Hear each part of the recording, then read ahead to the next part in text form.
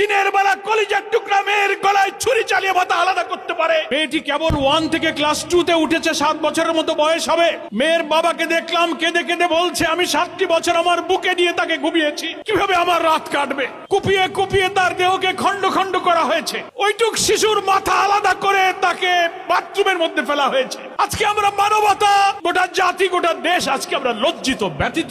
আমরা শিশুর আমিসার মা বাপ, এই দেশের সমস্ত মায়ের কাছে আমরা ক্ষমা প্রার্থী। মানবতা আপনাদের কাছে আমরা আজকে লজ্জিত। আমরা যারা রাজনীতি করি, সমাজ দেশ সভ্যতার দায়িত্ব নিয়ে মানুষের কল্যাণের জন্য যারা রাজনীতি আর আদর্শের কথা বলি, তাদের সামনে এত অমানবিক, এত ঘৃণ্য, এত পৈশাচিক দৃশ্য আমাদের বিবেক ক্ষতবিক্ষত হয়ে যাচ্ছে।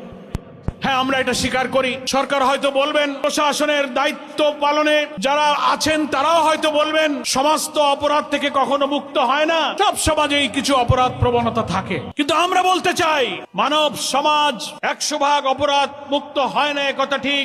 অপরাধ প্রবণ মানুষের মধ্যে অপরাধী মানসিকতা থাকে। তাই বলে সেই অপরাধ এত নিষ্ঠুরতা, এত বর্বরতা, এত নৃশংসতা, দিনের বেলা কলিজার টুকরা মেয়ের গলায় ছুরি চালিয়ে মাথা আলাদা করতে পারে, এই নৃশংসতাই আমি জাহিলিয়াতের বর্বরতাকে হার মানিয়ে দিয়েছে।